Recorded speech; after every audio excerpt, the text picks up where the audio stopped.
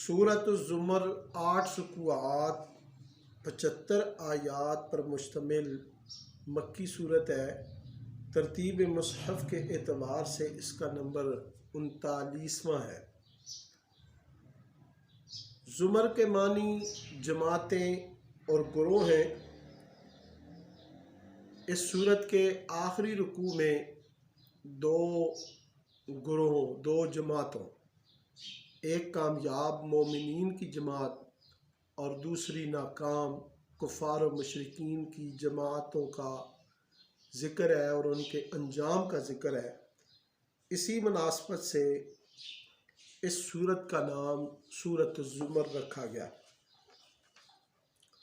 سورۃ الزمر کے پہلے رکوع میں اللہ رب العزت نے فرمایا تنزیل الکتاب من اللہ العزیز الحکیم، کہ یہ کتاب قرآن کریم اللہ جو بڑا غالب اور حکمت والا ہے اس نے اتاری ہے۔ لوگوں پر لازم ہے کہ وہ ایک اور خالص اللہ واحد کی عبادت کریں۔ جو لوگ دوسرے معبودوں کو خدا کے قرب کا ذریعہ بناتے ہیں، اللہ ان کے درمیان قیامت کو فیصلہ فرمائے گا اور وہ جھوٹے اور ناشکرے ہیں۔ اللہ کے ساتھ کوئی شریک نہیں۔ اللہ اکیلا ہے، واحد ہے، قہار ہے، عزیز ہے، قوی ہے۔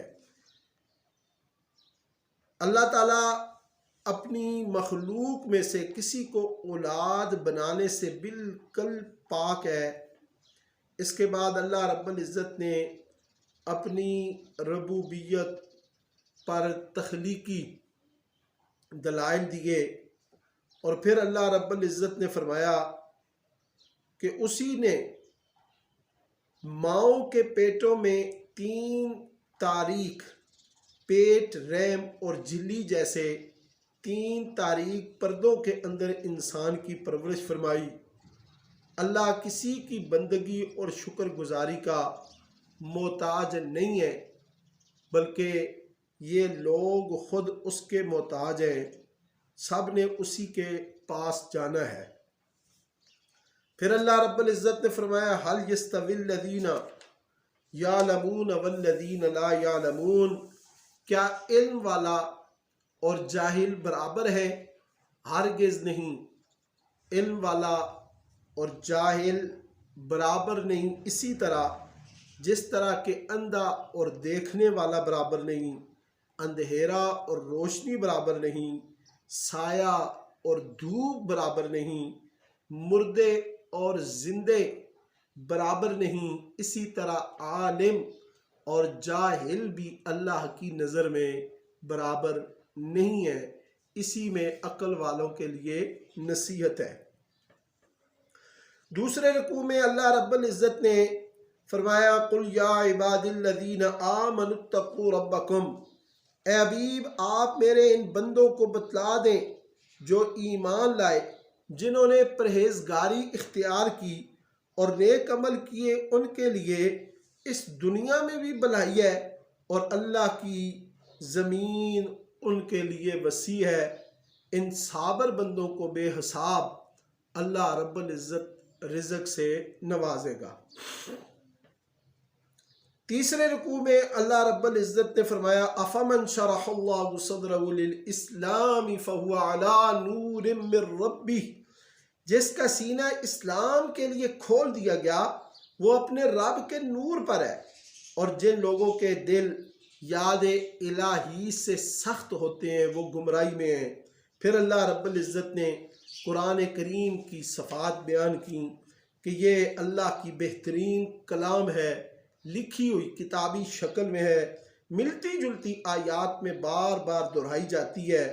اسے سن کر خوف خدا رکھنے والوں کے جسم کے رونگٹے کھڑے ہو جاتے ہیں اور یاد الہی کی طرف ان کے دل مائل ہوتے ہیں۔ پھر اللہ رب العزت نے فرمایا کہ ایک شخص ہو، اس کے بہت سے آقا ہوں، اور ایک دوسرا شخص کہ جس کا صرف ایک آقا ہو، تو ان میں کیا کوئی مماثلت ہے، کوئی برابری ہے؟ نہیں، بلکہ جس کا ایک آقا اللہ واحد اور قہار ہے وہ کامیاب و کامران ہے۔ الحمدللہ، تمام تعریفیں اللہ ہی کے لیے ہیں، لیکن اکثر لوگ نہیں جانتے۔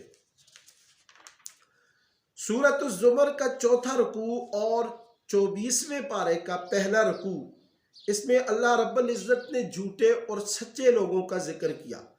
سب سے پہلے اللہ رب العزت نے فرمایا فَمَنْ أَظْلَمُ مِمَّنْ كَذَبَ عَلَى اللَّهِ وَكَذَّبَ بِالصِّدْقِ إِذْ جَاءَ، کہ لوگوں میں سب سے بڑا ظالم جھوٹا وہ ہے جس نے اللہ پر جھوٹ باندھا اور سچی بات اس کے پاس آئی تو اس نے سچی بات کی تصدیق نہ کی اس کی، بلکہ تکذیب کی، اس کو جھٹلایا۔ وہ شخص سب سے بڑا ظالم ہے۔ پھر اللہ نے فرمایا وَالَّذِي جَاءَ بِالصِّدْقِ وَصَدَّقَ بِهِ أُولَئِكَ هُمُ الْمُتَّقُونَ، وہ جس کے پاس سچائی آئی اور اس نے اس سچائی کو تصدیق کیا، یہی لوگ متقی اور پرہیزگار ہیں۔ رسول اللہ صلی اللہ علیہ وسلم کی صورت میں سچائی آئی، ابو بکر صدیق نے اس سچائی کی تصدیق کی، انہی لوگوں کے تقوی کی میرے رب نے گواہی دی۔ پھر اللہ نے فرمایا الیس اللہ بکاف عبدا، کیا بندے کے لیے اللہ کافی نہیں ہے؟ یقیناً اللہ سب بندے، سب مخلوق کے لیے کافی ہے۔ اللہ جنہیں ہدایت عطا کرے انہیں کوئی گمراہ نہیں کر سکتا، اور جن کو وہ گمراہ کر دے انہیں کوئی ہدایت نہیں دے سکتا۔ اور اسی طرح فرمایا اگر اللہ مجھے کوئی نقصان پہنچانے کا ارادہ فرمائے تو تمہارے معبودان باطل اسے دور نہیں کر سکتے، وہ اگر مہربانی کرے تو اس کی مہربانی کو کوئی روک نہیں سکتا۔ توکل کرنے والوں کے لیے اللہ کی ذات کافی ہے۔ پھر 5ویں رکوع میں اللہ رب العزت نے فرمایا اللہ یتوفی الانفس حین موتہا واللتی لم تمت فی منامہا، کہ انسانوں کی موت و حیات اللہ ہی کے قبضہ قدرت میں ہے۔ نیند کی حالت میں اللہ ہی روح نکالتا ہے، پھر جس کی موت کا وقت آ چکا ہو اس کی روح واپس نہیں کی جاتی، جس کا ابھی وقت نہ آیا ہو اس کی روح واپس کر دی جاتی ہے۔ تو یہ نیند موت کی بہن ہے۔ ہر روز ہر شخص کو نیند کی ضرورت پڑتی ہے، اور یہ نیند موت کو یاد کرنے کا ایک سب سے بڑا ذریعہ دلیل ہے، جس میں اللہ رب العزت نے غور و فکر کرنے کا حکم دیا ہے۔ پھر اللہ رب العزت نے فرمایا کہ کفار و مشرکین کے سامنے جب ایک واحد اللہ کا نام لیا جاتا ہے، ذکر کیا جاتا ہے، تو ان کے ماتھوں پر بل پڑ جاتے ہیں، اور ان کے معبودان باطل کا ذکر کیا جاتا ہے تو ان کے چہرے خوشی سے چمک اٹھتے ہیں۔ اللہ فرماتا ہے کہ یہ جاہل ہیں، نہ سمجھ ہیں، انہوں نے حقیقت کو نہیں جانا۔ اگلے رکوع میں اللہ رب العزت نے فرمایا قل یا عبادی الذین اسرفوا علی انفسہم لا تقنطوا من رحمت اللہ، اے میرے حبیب آپ کہہ دیجئے اے میرے بندو، اگر تم اپنی زندگیاں شرک اور کفر اور بیکار کاموں میں برباد کر لی ہیں تو پھر بھی اللہ کی رحمت سے مایوس نہ ہو، وہ سارے کے سارے گناہ معاف کر دے گا، لیکن موت سے پہلے، عذاب الہی آنے سے پہلے ایمان لے آؤ اور قرآن کریم کی پیروی کرو، ورنہ کل پچھتاؤ گے۔ اسلام ایسا عظیم مذہب ہے، جب کافر، مشرک، گمراہ اس کو قبول کرتا ہے تو سب سے پہلے اسلام اس کو پاک کرتا ہے، اس کے گناہوں کو، اس کی برائیوں کو محو کرتا ہے، اور پاک اور صاف کر کے دین اسلام سلامتی کے ساتھ اس کو توحید والے مذہب میں داخل کرتا ہے۔ پھر اللہ رب العزت نے فرمایا اللہ خالق کل شیء، اللہ ہر چیز کا خالق اور مالک ہے۔ آسمان و زمین کے خزانوں کی کنجیاں اس اللہ کے پاس ہے۔ پھر اللہ رب العزت نے فرمایا کہ میرے محبوب آپ اعلان فرما دیں، قل افغیر اللہ تأمرونی اعبد ایھا الجاہلون، کہ نادانو بلا تم مجھے غیر اللہ کی عبادت کا حکم دیتے ہو۔ قرآن نے اللہ کے علاوہ کسی کی عبادت کرنے والے کو جاہل قرار دیا ہے۔ اللہ کے ساتھ شریک ٹھہرانے والوں کو قرآن نے جاہل قرار دیا ہے، اگرچہ دنیا ان کو بہت پڑھا لکھا کہے، لیکن مشرک کافر قرآن کی نظر میں، اللہ کی نظر میں جاہل مطلق ہے۔ پھر فرمایا حالانکہ میری طرف اور مجھ سے پہلے سارے نبیوں کی طرف یہ وحی کی گئی ہے، جو شرک کرے گا اس کے عمل ضائع ہو جائیں گے۔